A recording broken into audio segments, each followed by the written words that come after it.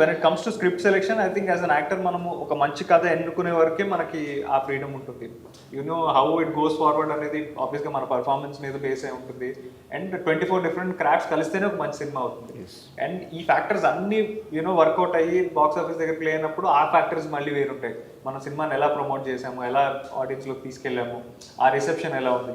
So ఈ factors అన్నింటినీ మనం పట్టించుకుంటే ఐ థింక్ మన గ్రోత్ లిమిటెడ్గా ఒక సింగిల్ డైరెక్షన్లోనే ఆలోచిస్తాం. యాజ్ అన్ యాక్టర్ డెఫినెట్గా నాకు ఆ కథ నచ్చి నన్ను ఎక్సైట్ చేస్తే irrespective of how it does at the box office, I think I do that film. And same నా ఇప్పటిదాకా చేసిన సినిమాలు కూడా అంతే. సో అది బాక్స్ ఆఫీస్ దగ్గర ఎలా పర్ఫామ్ చేసిందని పక్కన పెట్టేస్తే if I look back at the films I'm still proud of the films I did. ఎందుకంటే అది ఎట్ సమ్ పాయింట్ నేను ఆ కథను నమ్మాను, ఆ కథను ప్రేమించే చేశాను.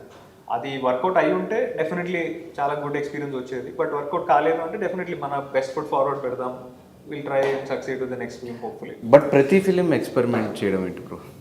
It's not an experiment bro. నేను డెలిబరేట్గా ఎక్స్పెరిమెంట్ చేయాలని నేను చేయలేదు. అంటే ఇప్పుడు చూసి చూడంగానే was an urban rom com, then Gamanam was a social drama and anthology which అది definitely maybe that was kind of an experiment అనొచ్చు. ఎందుకంటే మేబీ ఒక ఆంథాలజీ అనేది చేయొచ్చా లేదా అనే ఒక స్పేస్లో ఉన్నప్పుడు. And again meet cute was a conscious call. నాకు అది చాలా బ్యూటిఫుల్గా అనిపించింది. The kind of narration that they had, ఒక కాన్వర్సేషన్ బేస్డ్ డ్రామాస్ చాలా తక్కువ వస్తాయి ఎస్పెషల్లీ తెలుగు లాంగ్వేజ్లో. So I definitely wanted to do that. And again మన చరిత్ర was again an out and out commercial film. But ఇప్పుడు ఈ కథకు వచ్చేసరికి అగైన్ ఒక డిటెక్టివ్ క్రైమ్ థ్రిల్లర్ అనేది ఇట్స్ అన్ ఎగ్జిస్టింగ్ జానర్. అది అవుట్ ఆఫ్ ద బాక్స్ వెళ్ళి చేసిన జానర్ అయితే కాదు. బట్ ఒకనొక టైంలో నేను విన్నా పెళ్లి చూపులు సినిమా మీరు చేయాల్సిన మిస్ అయ్యి విజయ్ చేయడం జరిగింది అని. అంటే లేదు, నన్ను ఆ టైంలో అడిగారు. బట్ నేను ఆ టైంలో I was not living in India, నేను యూఎస్లో ఉండేవాడిని. అనిపించింది ఎప్పుడన్నా ఒకవేళ ఆ సినిమా నేను చేసి ఉంటే అర్జున్ రెడ్డి ఇప్పుడు నేను కూడా ఇంకో లెవెల్లో ఉండేవాడిని కదా? లేదండి, ఐ థింక్ అది ఆ సినిమా వర్కౌట్ అయ్యిందంటే ఆ యాక్టర్స్, ఆ టెక్నీషియన్స్, ఆ ఫ్యాక్టర్స్ అన్ని కలిస్తేనే ఆ సినిమా వర్కౌట్. అండ్ ఈవెన్ అప్పటికే విజయ్ కూడా కొత్త యాక్టరే కదా. బట్ స్టిల్ అండి ఐ ఫీల్ ప్రతి యాక్టర్కి ఒక స్పేస్ ఉంటుంది. ఐ థింక్ ఆయన పర్ఫామ్ చేసినట్టు వేరే యాక్టర్స్ ఆ జోన్లో పర్ఫామ్ చేస్తుంటే మేబీ అది ఫిట్ ఇన్ అయ్యేది కాదండి. Same I think goes with Arjun Reddy. ఇంకెవరన్నా మేబీ చేసి ఉంటే ఆ జోన్లో వాళ్ళు ఫిట్ ఇన్ అయ్యేవారు కాదేమో.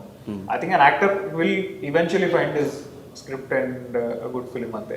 I think till that day we should wait and put in all our hard work. అంతకన్నా ఇంకేం లేదు. ఎలా మిస్ అయింది ఆ ఫిలిం? అంటే మిస్ అయిందంటే నేను I was not living in India అండి. నేను ఆ టైంకి ఇంకా నేను యూఎస్లోనే ఉన్నాను. నేను ఐ వాజ్ వర్కింగ్. సో ఆ టైంకి నాకు మూవ్ బ్యాక్ అయ్యే ఇది థాట్స్ ఏం లేకుండా ఆ టైంలో. ఓకే రాశి, అంటే తెలుగు కాదని అర్థమవుతుంది మాట్లాడే తెలుగుని బట్టి. ఎక్కడి నుంచి ఏంటి ప్రాపర్ ఏంటి? So I'm from Raipur.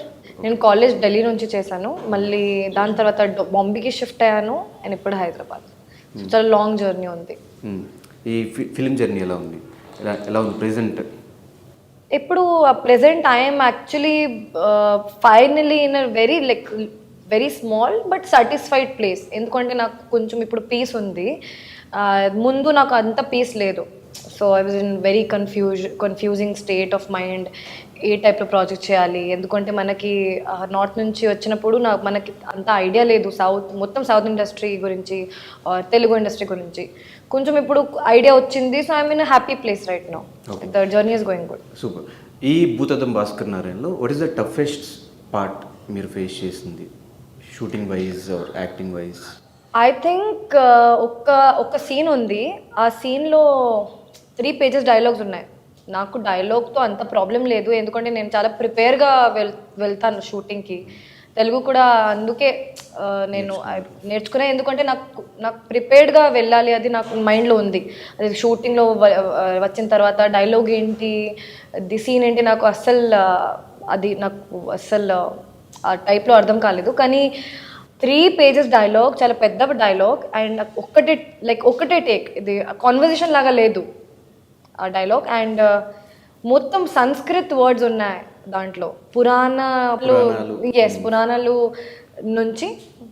నుంచి డైలాగ్స్, ఆ టైప్లో డైలాగ్స్ అయితే చాలా కష్టం. హిందీ కూడా మాట్లాడితే కొంచెం ఓల్డ్ హిందీ ఉంటుంది కదా, అది కూడా నాకు కష్టమే.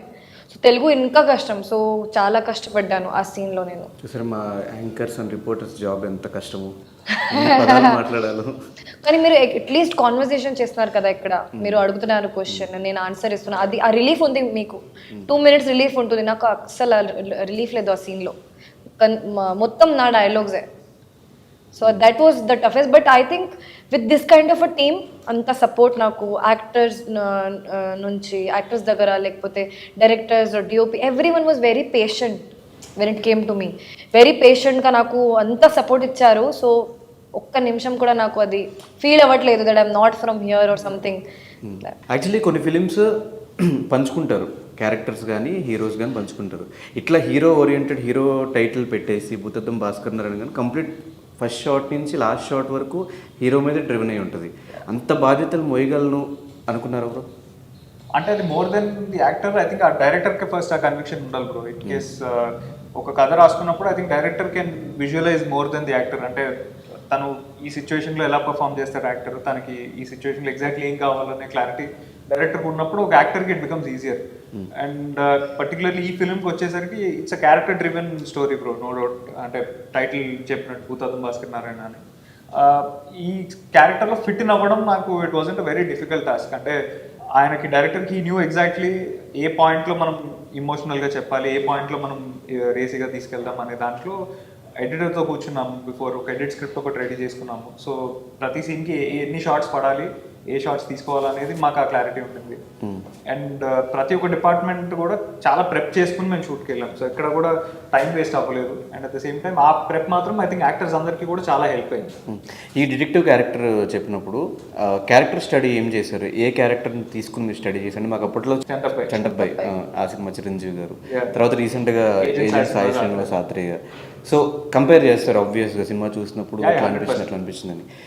ఈ రిఫరెన్స్ ఏం కాకుండా మీ సైడ్ నుంచి కొత్తగా ఏం తీసుకొచ్చారు ఈ సినిమాలో? సో డిటెక్టివ్ అనేసరికి యూజువల్గా మనకి నో డౌట్ మనకు ఫస్ట్ గుర్తొచ్చే సినిమాలు చంటబ్బాయ్ ఇంకా ఏజెంట్స్ వేస్తున్నారు రాత్రి, అవి ఫేవరెట్ ఫిల్మ్స్ అందరికీ కూడా. సో ఇది డిజైన్ చేస్తున్నప్పుడు అదే అనుకున్నాం, అంటే మనం ఈ క్యారెక్టర్కి మనం ఏం యాడ్ చేయొచ్చు, what elements can we add to make it unique అనే ఒక డిస్కషన్, హెల్దీ డిస్కషన్ పెట్టుకున్నాం.